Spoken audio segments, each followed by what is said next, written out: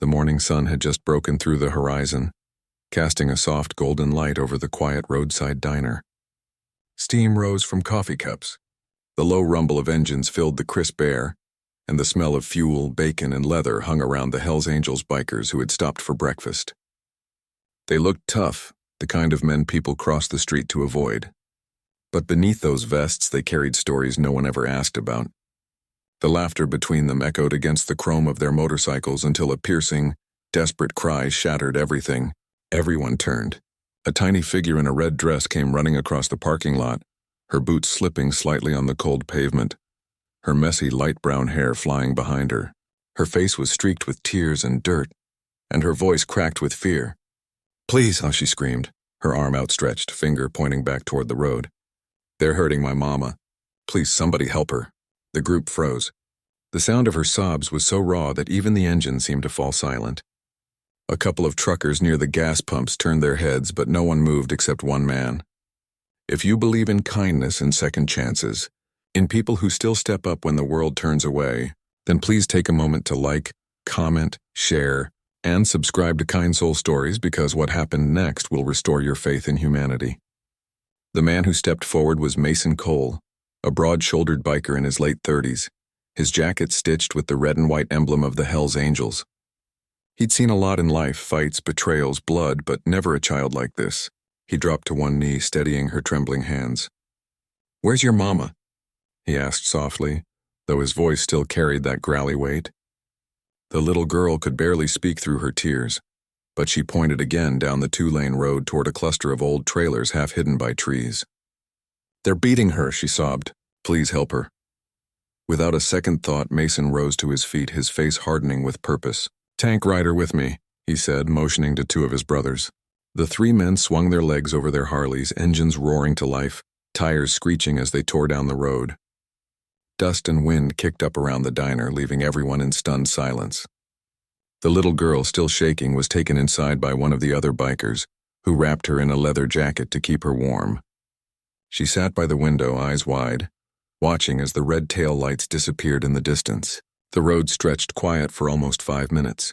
Then faintly, the sound of chaos drifted back, angry shouting, a woman's cry, and the roar of engines cutting through violence.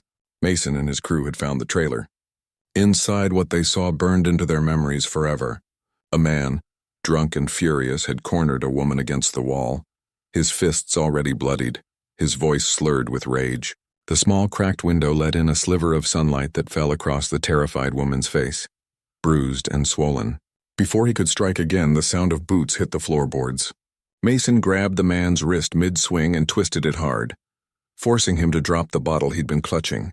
It shattered on the floor. The other bikers pinned him down effortlessly. No words, just action. Mason turned to the woman, his expression softening instantly. "You okay, ma'am?" he asked, voice trembling with controlled anger. She nodded weakly, tears spilling down her cheeks. Outside, the sound of police sirens began to echo faintly in the distance. A neighbor must have called it in. When the cops arrived, the bikers didn't run. They stood in the yard, calm, hands raised, the little girl clinging to Mason's leg. The woman named Carla stepped forward to explain everything. The man was her ex-boyfriend, freshly released from jail, who had tracked her down that morning. When the police led him away in handcuffs, Mason quietly walked the little girl, Hannah, back to his motorcycle. "You did good, kid," he said softly. "You were brave." They rode back to the diner together. Hannah sat on his lap, clutching a helmet far too big for her small head as the morning sun now rose fully above the horizon. By the time they returned, a small crowd had gathered. Truckers, travelers, locals, all waiting anxiously to see what had happened. When they saw Mason carrying the little girl unharmed, with her mother walking slowly behind them, bruised but alive, every conversation stopped. The world seemed to go silent for a moment, as if no one wanted to break the spell. Carla, her voice shaking, thanked the bikers over and over. "I didn't think anyone would come," she whispered. Mason looked at her and simply said, "She made sure we did." He nodded toward Hannah, whose cheeks were still flushed from crying, but now carried the faintest hint of relief.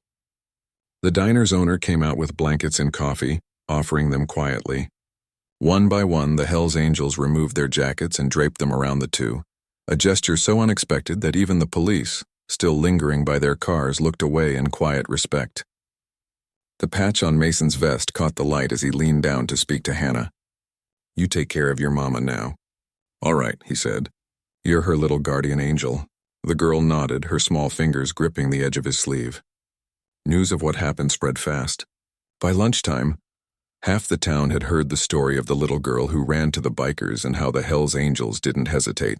Strangers stopped by the diner just to shake their hands to thank them for stepping in when others froze. Mason wasn't a man of words, but when someone asked why they'd done it, he simply said, "You don't ignore a cry like that. Doesn't matter what patch you wear, some things are just human." Over the next few weeks, Carla and Hannah started rebuilding their lives. The local community pitched in. People offered furniture, groceries, even a small apartment in town. And every Sunday, a group of bikers could be seen parked outside, checking in, bringing groceries, sometimes just sitting quietly at the diner table with a cup of coffee, and the laughter of a child echoing around them. Months later, when the spring sun returned and the frost was gone, Hannah drew a picture in crayon, a row of motorcycles, a little girl in red, and a man kneeling down to help her. She gave it to Mason one morning, running up to him outside the diner. "This is us," she said proudly. Mason looked at the drawing for a long moment before folding it carefully and tucking it into his vest. "That's going with me wherever I ride," he said.